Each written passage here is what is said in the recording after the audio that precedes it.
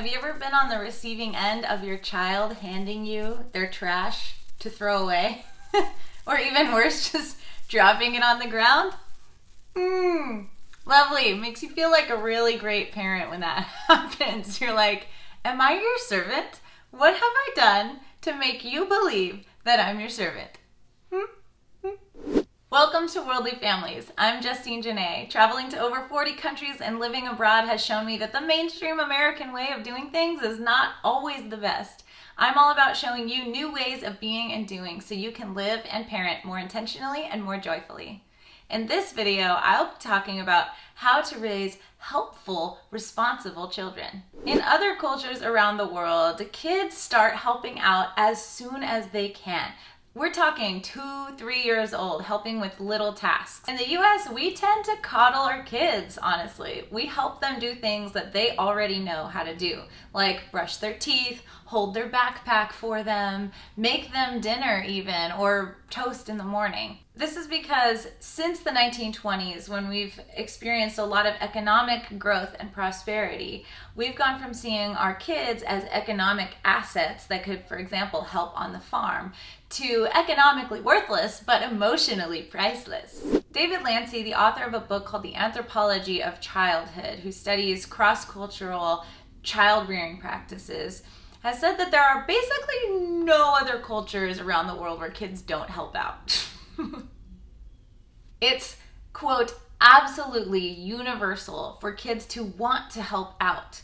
So we are actually socializing our kids out of their natural tendency by our expectations of them. What we can do instead is to harness that energy when they want to help, even if they're not going to do the dishes as well as you would do them. Let them do it. Let them practice. Then they learn to contribute, that they're valuable members of the family and of this team. They also learn not to expect everything to be done for them and handed to them on a platter. In the US, we value having this respectful, almost equal relationship with our kids. And because of that, we ask them to do chores in a very polite language, which actually gives them the impression that it's their choice. I've done this before. I've said, hey, Autumn, could you please clean off the table? And she's like, no thanks. That's not quite what I meant. Autumn, please clean off the table now. And actually, the kids who end up helping out in their households will be the ones who are more likely to do community service and volunteer as adults. In Japanese culture, teaching kids to take care of their belongings is vitally important. Kids will often get, for example, one leather backpack at the beginning of elementary school that they will keep throughout the entire elementary school. I can't even imagine that. Everything in America seems so just, you'd have it for 1 year, you throw it away. Even if it lasts a full year, that's maybe an accomplishment. When you live on an island where space is limited and the population is not, you have to be very conscientious about what things you have.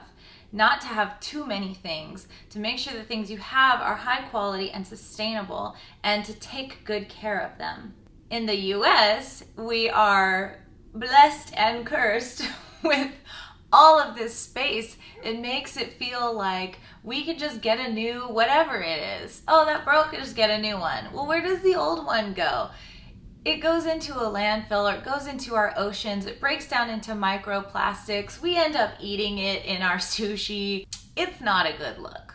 In Guatemalan Mayan culture, they don't really experience the terrible twos the way that we do. Younger children are somewhat more indulged because that's believed to be the developmental stage that they're at.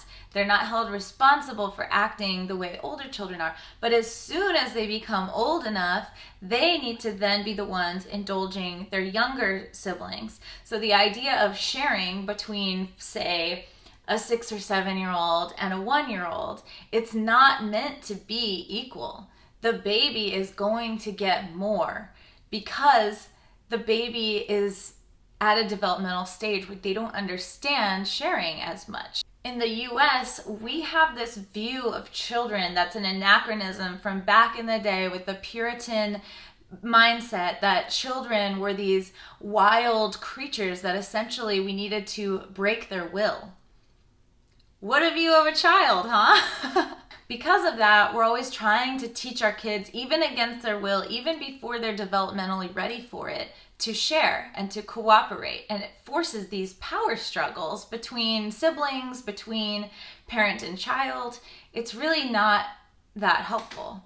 Essentially, as a culture, we tend to overestimate children's ability to understand intellectually concepts like sharing and cooperation, and underestimate children's ability to physically contribute. All over the world, it is very expected that older siblings will help raise the younger siblings.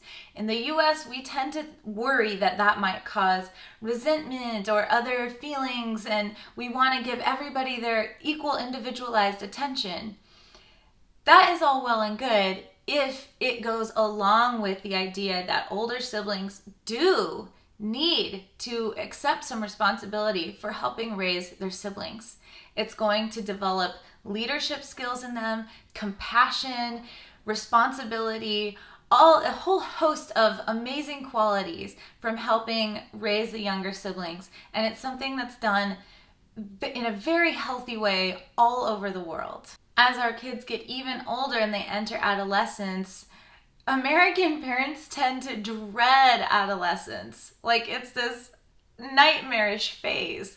Well, part of that is because we expect very little from our teens in the US.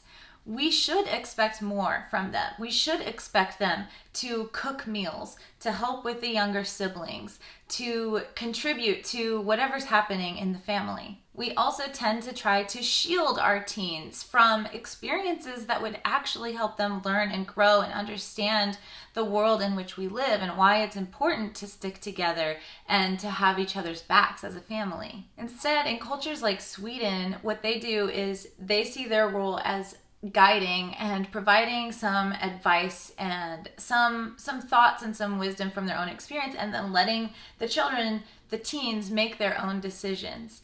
And the teens feel that sense of autonomy and being respected and treated more like an adult, and people live into your expectations of them.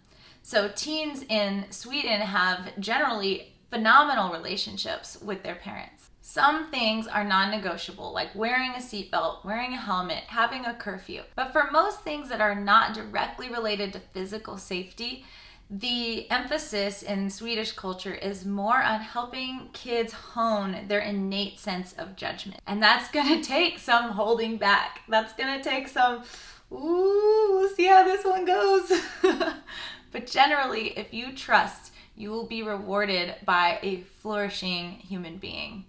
A couple strategies that may work to help with that evening routine for the little ones, where there's maybe a battle of wills, is one, don't get distracted. When you have mutual distraction going on, you're on your phone or you're cooking dinner and you're just shouting commands back at your kids, and they're involved in whatever they're doing and they're sitting there not listening to your commands.